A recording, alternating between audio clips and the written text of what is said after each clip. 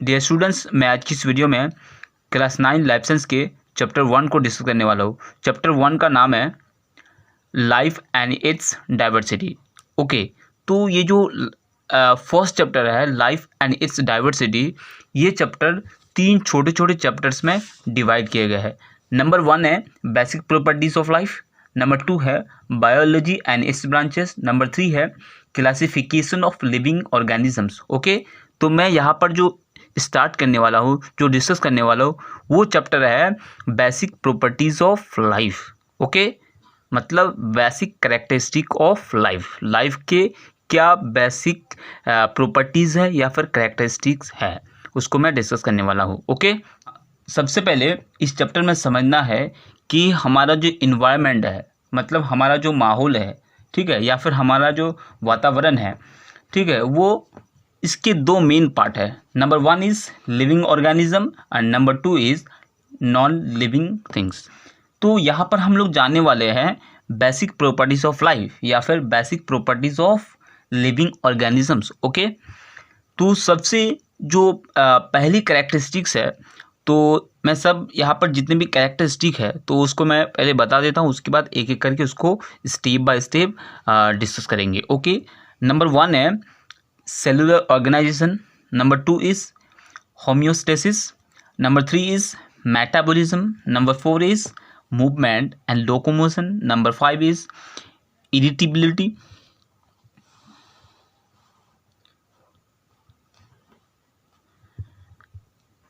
Number 6 growth, number 7 reproduction, number 8 life cycle. Okay, अब एक एक करके इसको डिस्कस करते हैं। नंबर 1 है सेलुलर ऑर्गेनाइजेशन। सबसे पहले इस कॉन्सेप्ट को समझने के लिए, इस पॉइंट को समझने के लिए हमको और एक चीज़ समझनी है, वो क्या है? Cell. Okay, what is cell? तो हम लोग जानते हैं कि व्हाट इज़ सेल। सेल क्या है? मतलब structural and functional unit of life is called cell. Okay, functional and structural unit of life is called cell. Okay, तो सेल जो है हमारे जो लाइफ है उसके स्ट्रक्चरल और फंक्शनल यूनिट है। ओके, तो सेलुलर ऑर्गेनाइजेशन जो है ये मतलब हमारे जितने भी लिविंग थिंग्स है, ठीक है, वो सब सेल से बने होते हैं। ओके, और बहुत सारे सेल और सेलुलर ऑर्गेनाइजेशन, अब ये जो एनिमल्स के बॉडी है ये सेल से बने होते हैं। तो ये इस हिसाब से जो एनिमल्स होते हैं वो दो टाइप के होते हैं, यूनिसेलुलर और मल्टी सेलुलर। यूनिसेलुलर उसको बोलते हैं जिस लिविंग थिंग्स के जो बॉडी है सिर्फ एक ही सेल से बने होते हैं, उसको बोलते हैं यूनिसेलुलर, और जो एक से ज़्यादा सेल से मिलकर बने होते हैं उसको बोलते हैं मल्टी सेलुलर। ओके, तो जितने भी, अब हम लोग यहाँ पर समझ गए, जितने भी लिविंग थिंग्स है वो किससे बने होते हैं? सेल से बने होते हैं। जैसे कि नॉन लिविंग थिंग जो है वो जैसे एटम से बने होते हैं, उसी तरह से जो एनिमल्स है वो या फिर लिविंग थिंग्स है वो किससे बने होते हैं? सेल से बने होते हैं। तो सेलुलर ऑर्गेनाइजेशन, इसको समझने से पहले हमको और एक कॉन्सेप्ट को समझना है। वो कॉन्सेप्ट क्या है? चलिए उसको समझते हैं। देखिए, सेलुलर ऑर्गेनाइजेशन को समझने के लिए एक कॉन्सेप्ट ये है। अब सेल हम लोग जान लिए क्या है? Functional and structural unit of life is called cell. तो सेल अब हम लोग समझ लिए, तो इससे आप समझते हैं ये कॉन्सेप्ट को। अब देखिए, जितने भी लिविंग थिंग्स है वो सेल से बने होते हैं। तो सेल अब क्या है? देखिए, ग्रुप ऑफ सेल क्या बनाते हैं? टिश्यूज बनाते हैं। उसके बाद ग्रुप ऑफ टिश्यूज क्या बनाते हैं? ऑर्गन बनाते हैं। अब ग्रुप ऑफ ऑर्गन्स क्या बनाते हैं? सिस्टम्स बनाते हैं। ग्रुप ऑफ सिस्टम्स क्या बनाते हैं? बॉडी बनाते हैं। ओके, मतलब बहुत सारे सेल मिलकर क्या बनते हैं? टिश्यू बनते हैं, और बहुत सारे टिश्यू मिलकर के क्या बनते हैं? ऑर्गन बनते हैं, और बहुत सारे ऑर्गन्स मिलकर के क्या बनते हैं? सिस्टम बनते हैं, और बहुत सारे सिस्टम्स मिलकर क्या बनते हैं? बॉडी बनते हैं। जैसे हमारे एनिमल्स की बॉडी, जैसे ह्यूमन बॉडी क्या है? अलग अलग सिस्टम है, डाइजेस्टिव सिस्टम है, ठीक है, नर्वस सिस्टम है, अलग अलग सिस्टम है। तो इसी तरह से ये सेलुलर ऑर्गेनाइजेशन काम करता है लिविंग थिंग्स के बॉडी में। ओके, अब नेक्स्ट पॉइंट में जाते हैं। नेक्स्ट पॉइंट क्या कहता है? देखिए, होम्योस्टेसिस। ओके, होम्योस्टेसिस क्या है? तो ये क्या है, देखिए कि जितने भी लिविंग थिंग्स है उनके बॉडी में जितने भी फंक्शन होते हैं वो ऑलरेडी लगातार होते रहते हैं। ओके, लेकिन बाहर कुछ भी हो जाए, बाहर कुछ भी चेंजेस हो जाए एनवायरनमेंट में, उससे कोई भी फर्क नहीं पड़ता है बॉडी के अंदर। ओके, जैसे कि डाइजेशन हो रहा है तो बाहर कुछ भी हो जाए तो डाइजेशन वो होगा। ओके, अब जो जैसे हार्ट, जो हार्ट के फंक्शन है तो बाहर कुछ भी हो जाए तो वो सही से फंक्शन होगा। तो ये है, इसी को बोलते हैं होम्योस्टेसिस। ठीक है, ये है होम्योस्टेसिस, मतलब बाहर कुछ भी चेंजेस हो जाए लेकिन बॉडी का जो अंदरूनी जो कंडीशन है, इनर जो कंडीशन है वो बदलेगी नहीं। ओके,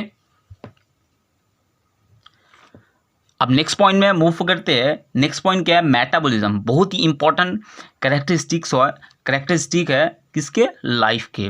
तो अब ये क्या है समझते हैं, मेटाबॉलिज्म। तो हमारे लिविंग थिंग्स के बॉडी के अंदर जितने भी केमिकल प्रोसेस हो रहा है सबको एक साथ हम बोलते हैं मेटाबॉलिज्म। ओके, तो लिविंग थिंग्स के अंदर जितने भी केमिकल रिएक्शन, केमिकल प्रोसेस, ठीक है, केमिकल एक्शन जितने भी हो रहे हैं, केमिकल रिएक्शन हो रहे हैं, सबको एक साथ बोल रहे हैं हम लोग मेटाबॉलिज्म। ओके, और ये जो मेटाबॉलिज्म है वो होते रहते हैं लिविंग थिंग्स के बॉडी के अंदर। ओके, जैसे कि एक एग्जांपल लेते हैं, जैसे एनिमल्स जो फूड लेते हैं किससे, अलग अलग सोर्स से लेते हैं, जैसे कि प्लांट से और एनिमल से लेते हैं। ठीक है, दूसरे एनिमल से लेते हैं। और एक और एग्जांपल लेते हैं, जैसे कि प्लांट्स जो होते हैं वो क्या करते हैं, सनलाइट की हेल्प से, ठीक है, क्या करते हैं, फूड तैयार करते हैं जिसको कार्बोहाइड्रेट बोलते हैं। तो ये एक मेटाबॉलिज्म का एग्जांपल है जो हमारे बॉडी में या फिर लिविंग थिंग्स की बॉडी में होते रहता है, इसको बोलते हैं मेटाबॉलिज्म। ओके, अब आगे बढ़ते हैं नंबर 4 पे, मूवमेंट एंड लोकोमोशन। तो ये लाइफ के बहुत ही इम्पोर्टेंट कैरेक्टरिस्टिक्स है। तो जानदारों में क्या होता है या लिविंग थिंग्स में क्या होता है, एक बहुत ही इम्पोर्टेंट कैरेक्टर है कि उसमें मूवमेंट होती है और लोकोमोशन होता है। क्या होता है, मूवमेंट होती है और लोकोमोशन होता है। मूवमेंट का मतलब अपने जो बॉडी के जो अलग अलग पार्ट्स है उसको मूव करना, लेकिन पोजीशन चेंज नहीं करना, उसको बोलते हैं मूवमेंट। और लोकोमोशन क्या है, अपने बॉडी पार्ट को तो मूवमेंट करना है लेकिन साथ ही साथ क्या करना, अपनी पोजीशन को भी चेंज करना। जैसे हम लोग खड़े होकर के हाथ हिलाते हैं, सर हिलाते हैं, ठीक है, तो वो हो गया मूवमेंट। और लोकोमोशन क्या हो गया, जैसे हम लोग चलते हैं और हाथ पैर सब हिलाते हैं, तो ये हो गया लोकोमोशन। अब आप लोग बता सकते हैं कि मूवमेंट किस में होता है, लोकोमोशन किस में होता है। तो जैसे प्लांट्स में हम लोग देखते हैं कि ज़्यादातर प्लांट्स में क्या होते हैं, मूवमेंट होते हैं। और जो एनिमल्स है, ज़्यादातर एनिमल्स में क्या होते हैं, मूवमेंट एंड लोकोमोशन दोनों ही होता है। जैसे हम लोगों में मूवमेंट भी होता है और लोकोमोशन भी होता है। ठीक है, तो इसको बोलते हैं मूवमेंट एंड लोकोमोशन। और ये भी एक कैरेक्टरिस्टिक है, कैरेक्टरिस्टिक है किसकी, लाइफ की। अब नेक्स्ट पॉइंट में चलते हैं। नेक्स्ट पॉइंट क्या है, नंबर 5, इरिटेबिलिटी, या फिर इसका और एक नाम है सेंसिटिविटी। ओके, अब इसको समझते हैं। मतलब इरिटेबिलिटी का एक वर्ड में समझ सकते हैं कि फीलिंग, ठीक है, फील करना। इरिटेबिलिटी जैसे कुछ भी हो रहा है बाहर तो उसको फील करना, उसको बोलते हैं इरिटेबिलिटी। मतलब इन्वायरमेंट में जो कुछ भी हो रहा है उसको फील करना ही क्या है, इरिटेबिलिटी है। जैसे मिसाल के तौर पर एग्जांपल लेते हैं, जैसे जो हमारा जो हाथ है वो किसी गर्म चीज़ को टच करता है तो हम लोग क्या करते हैं, हम लोग को जलन का एहसास होता है, तो हम लोग क्या करते हैं, हाथ को फ़ौरन हटा लेते हैं। ठीक है, और एक एग्जांपल लेते हैं, जैसे कि हम लोग चलते चलते पैर में कांटा चुभ जाता है तो हम लोग क्या करते हैं, फ़ौरन पैर को उठा लेते हैं और उस कांटा को निकालने की कोशिश करते हैं। तो ये हो गया इरिटेबिलिटी के एग्जांपल्स। ओके, तो ये लिविंग थिंग्स में होता है इरिटेबिलिटी, और नॉन लिविंग थिंग्स में नहीं होता है। अब चलिए next point number 6, growth. Growth क्या है, ग्रोथ मतलब वालिदगी या बढ़ना। जैसे कि अब इसको सिंपल वे में समझ सकते हैं कि लिविंग थिंग्स में जो उसके साइज में परमानेंट और वेट में जो उसके साइज और वेट में जो परमानेंट इंक्रीजमेंट होता है उसी को बोलते हैं वालिदगी। ठीक है, लिविंग थिंग्स के बॉडी में परमानेंटली साइज और वेट में जो इंक्रीज होती है उसको बोलते हैं वालिदगी या फिर ग्रोथ। ओके, अब ऐसा क्यों होता है, बालिदगी क्यों होती है बॉडी में? वो इसलिए क्योंकि हम लोग जितनी भी एनिमल्स है उसकी जो शुरुआत होती है, ठीक है, वो सिर्फ एक सेल से होता है। सेल को हम लोगों ने डिस्कस किया बहुत ही अच्छी तरह से सबसे फर्स्ट में। तो सेल, एक सेल होता है, उससे एक सेल जो है डिवाइड होकर के दो होते हैं, दो से 4 बनते हैं, 4 से 8 बनते हैं, 8 से 16 बनते हैं, 16 से 32 बनते हैं, और 32 से 64, तो इस तरह से बनते रहता है। तो तभी जो है बालिदगी या फिर ग्रोथ होती है लिविंग थिंग्स के बॉडी में। ओके, अब चलते हैं नंबर 7 पे, रिप्रोडक्शन। बहुत ही इंपॉर्टेंट कैरेक्टरिस्टिक है लाइफ के। रिप्रोडक्शन मतलब, रिप्रोडक्शन एक ऐसा प्रोसेस है लिविंग थिंग्स में जिस प्रोसेस के थ्रू एनिमल्स क्या करते हैं, अपनी जेनरेशन को या फिर अपने जैसे औलाद को पैदा करते हैं और अपनी जेनरेशन को जो है बचाए रखते हैं, ठीक है, फ्यूचर के लिए। इसको बोलते हैं रिप्रोडक्शन, ठीक है। जैसे इंसान, एक इंसान मरने से पहले वो अपने जैसे कुछ औलाद पैदा करते हैं, ठीक है, तो अपने जेनरेशन को ये मतलब कंटिन्यू रखते हैं। तो ये हो गया रिप्रोडक्शन। जैसे एक पौधा से और भी पौधा हो सकता है, तो ये अपने जनरेशन को बचा के रखते हैं, इसको बोलते हैं रिप्रोडक्शन। ओके, तो आप लोग ये जो हम लोग छोटे छोटे क्लास में ऑलरेडी पढ़ चुके हैं, व्हाट इज रिप्रोडक्शन, ठीक है। और इसमें और एक बात ये है कि जो भी जानदार है वो अपने ही जैसे औलाद पैदा करेंगे, जैसे बैल से बैल ही होंगे, ठीक है, इंसान से इंसान ही होंगे। तो यह है रिप्रोडक्शन जो होता है लिविंग थिंग्स में। तो और देखिए, अगर ये प्रोसेस लिविंग थिंग्स में ना हो तो क्या होगा, इसकी जो जनरेशन है वो इस दुनिया से फिनिश हो जाएगा, इस दुनिया से ख़त्म हो जाएगा, ठीक है। तो इसलिए लिविंग थिंग्स के लिए, हमारी दुनिया के लिए रिप्रोडक्शन बहुत ही ज़रूरी है। अब लास्ट पॉइंट में चलते हैं, लाइफ साइकिल। तो ये आप लोग समझ चुके होंगे कि लाइफ साइकिल क्या है।